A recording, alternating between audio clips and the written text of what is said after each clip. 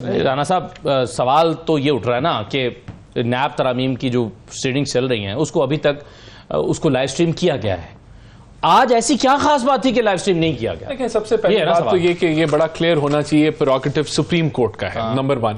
देखिए, नंबर 2 मेरे ख्याल से ये मेरा तजिया है। सवाबदीदी इख्तियार में भी तो कोई रैशनल होता है। अब मैं वही मैं कह रहा हूँ ना, ये मैं आपको अपना तजिया दे रहा हूँ कि उसकी क्या वजह हो सकती है। देखें, एक तो जो पोलराइजेशन का माहौल और जो जिस तरह की सियासत खान साहब प्रीच करते हैं, मेरे ख्याल से अगर यहाँ उसको लाइव दिखाया जाता तो एक नया कोई जो है वो मामलात प्रोपोगेंडा और पता नहीं क्या कुछ शुरू हो जाता। तो मेरे ख्याल से शायद ये वजह, अब ये मेरा तज्जिया है, मैं अपना ओपिनियन आपको दे रहा हूँ कि शायद ये वजह हो कि उन्होंने बेहतर समझा हो कि बजाय कि एक नई एक जो है वो पहलू स्टार्ट हो जाए तो इसको कर लें। लेकिन ये देखें, उनका स्वाबदीदी इख्तियार है, शायद हो सकता है अगली दफा वो कर लें। आपके ख्याल में फैसल वाडा साहब ने कुछ गलत कहा या नहीं कहा? नहीं, देखें, बात ये कि ये कहना कि मैं डबल बदमाशी करूंगा और अगर कोई मेरी पगड़ी उछालेगा तो मैं उसकी पगड़ी उछालूंगा। देखें, कानून है, आइन है इस मुल्क के अंदर।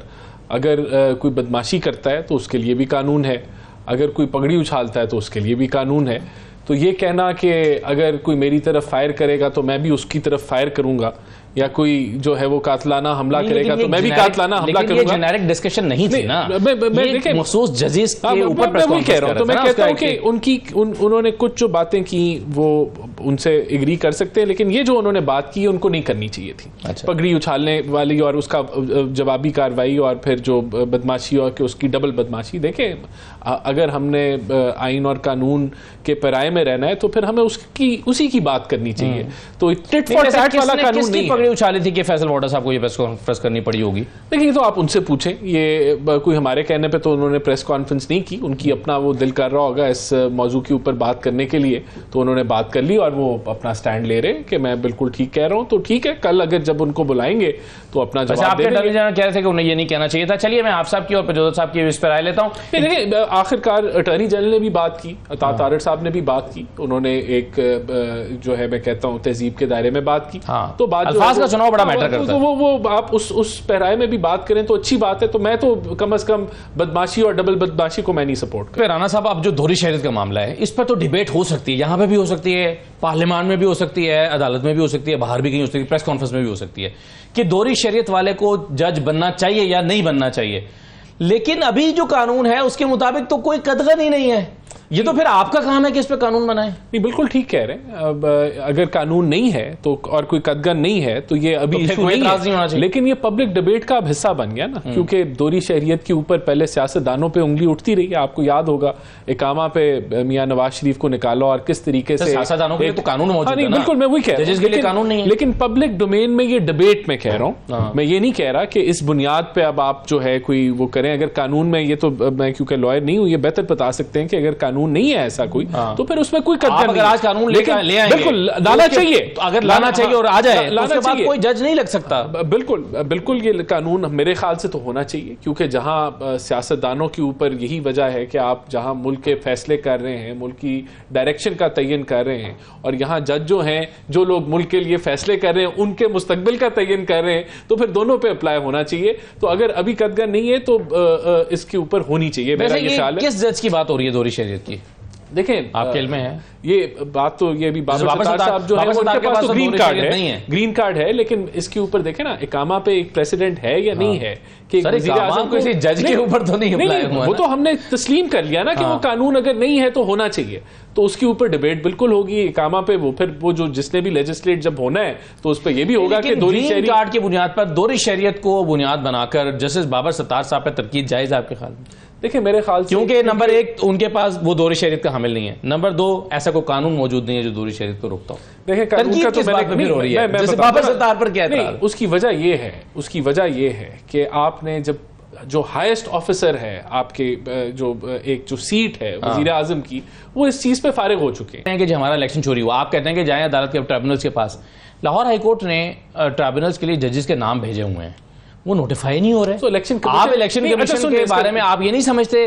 आपकी राय ये नहीं है कि वो नोटिफाई तो होने चाहिए ताकि मामला किसी अंजाम को पहुंचे? देखें, ये इलेक्शन कमीशन या आप सुरखुर होंगे या वो सुरखुर होंगे ना, हमें कोई मसला नहीं है, वो कल नोटिफाई कर दें। लेकिन ये इलेक्शन कमीशन और लाहौर हाई कोर्ट के दरमियान का मामला है। इनको कौन आपकी सा राय क्या है? देखिए इनका आपकी राय क्या है? दोनों का मामला है, उनका दोनों का मामला है, आपकी राय हमें कोई क्या है? मसला नहीं है। देखिए बात यह है कि इनको कौन सा सुप्रीम कोर्ट पसंद है जिसमें प्रैक्टिस एंड प्रोसीजर लॉ ना हो। इनको वो वाला सुप्रीम कोर्ट पसंद है जिसमें 184(3) एक जो जज है उसकी मर्जी से लगे, जिसके अंदर बेंच जो है वो एक जज फैसला करे, उसके अंदर ट्रांसपेरेंसी ना हो। इनको पसंद ही वही सुप्रीम कोर्ट है जो कहे कि good to C you.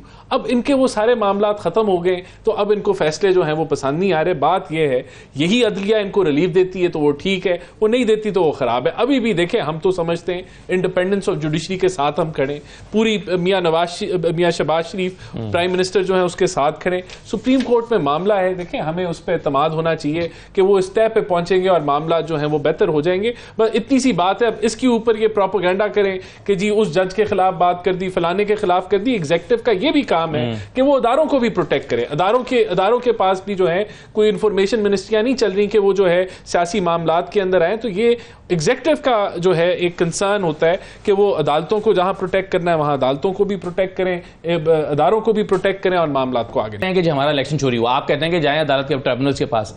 Lahore high court ने ट्राइब्यूनल्स के लिए जजेस के नाम भेजे हुए हैं, वो नोटिफाई नहीं हो रहे। तो इलेक्शन आप इलेक्शन कमीशन के बारे में आप ये नहीं समझते, आपकी राय ये नहीं है कि वो नोटिफाई तो होने चाहिए ताकि मामला किसी अंजाम को पहुंचे? देखें ये इलेक्शन कमीशन या आप सुरखुर होंगे या वो सुरखुर होंगे ना, हमें कोई मसला नहीं है, वो कल नोटिफाई कर दें। लेकिन ये इलेक्शन कमीशन और लाहौर हाई कोर्ट के दरमियान का मामला है। इनको कौन सा राय क्या है? देखिए इनका आपकी राय क्या है? दोनों का मामला है, उनका दोनों का मामला है, आपकी राय हमें कोई क्या है? मसला नहीं है। देखें बात यह है कि इनको कौन सा सुप्रीम कोर्ट पसंद है जिसमें प्रैक्टिस एंड प्रोसीजर लॉ ना हो। इनको वो वाला सुप्रीम कोर्ट पसंद है जिसमें 184(3) एक जो जज है उसकी मर्जी से लगे, जिसके अंदर बेंच जो है वो एक जज फैसला करे, उसके अंदर ट्रांसपेरेंसी ना हो। इनको पसंद ही वही सुप्रीम कोर्ट है जो कहे कि गुड टू सी यू। अब इनके वो सारे मामला खत्म हो गए तो अब इनको फैसले जो हैं वो पसंद नहीं आ रहे। बात यह है यही अदलिया इनको रिलीफ देती है तो वो ठीक है, वो नहीं देती तो वो खराब है। अभी भी देखें, हम तो समझते हैं इंडिपेंडेंस ऑफ जुडिशरी के साथ हम खड़े, पूरी मियां शहबाज शरीफ प्राइम मिनिस्टर जो है उसके साथ खड़े। सुप्रीम कोर्ट में मामला है, देखें हमें उस पर एतमाद होना चाहिए कि वो इस तय पे पहुंचेंगे और मामला जो है वो बेहतर हो जाएंगे। बस इतनी सी बात है। अब इसके ऊपर ये प्रोपेगेंडा करें कि जी उस जज के खिलाफ बात कर दी, फलाने के खिलाफ कर दी। एग्जीक्यूटिव का ये भी काम है कि वो अदारों को भी प्रोटेक्ट करे। अदारों के पास भी जो है कोई इंफॉर्मेशन मिनिस्ट्रियां नहीं चल रही कि वो जो है सियासी मामलात के अंदर आए। तो ये एग्जीक्यूटिव का जो है एक कंसर्न होता है कि वो अदालतों को जहां प्रोटेक्ट करना है वहां अदालतों को भी प्रोटेक्ट करें, अदारों को भी प्रोटेक्ट करें और मामलात को आगे कि हमारा इलेक्शन चोरी हुआ, आप कहते हैं कि जाएं अदालत के ट्राइब्यूनल्स के पास। लाहौर हाईकोर्ट ने ट्राइब्यूनल्स के लिए जजेस के नाम भेजे हुए हैं, वो नोटिफाई नहीं हो रहे। तो इलेक्शन आप इलेक्शन कमीशन के बारे में आप ये नहीं समझते, आपकी राय ये नहीं है कि वो नोटिफाई तो होने चाहिए ताकि मामला किसी अंजाम को पहुंचे? देखें ये इलेक्शन कमीशन या आप सुरखुर होंगे या वो सुरखुर होंगे ना, हमें कोई मसला नहीं है, वो कल नोटिफाई कर दें। लेकिन ये इलेक्शन कमीशन और लाहौर हाई कोर्ट के दरमियान का मामला है। इनको कौन सा राय क्या है? देखिए इनका आपकी राय क्या है? दोनों का मामला है, उनका दोनों का मामला है, आपकी राय हमें कोई क्या है? मसला नहीं है। देखिए बात यह है कि इनको कौन सा सुप्रीम कोर्ट पसंद है जिसमें प्रैक्टिस एंड प्रोसीजर लॉ ना हो। इनको वो वाला सुप्रीम कोर्ट पसंद है जिसमें 184(3) एक जो जज है उसकी मर्जी से लगे, जिसके अंदर बेंच जो है वो एक जज फैसला करे, उसके अंदर ट्रांसपेरेंसी ना हो। इनको पसंद ही वही सुप्रीम कोर्ट है जो कहे कि गुड टू सी यू।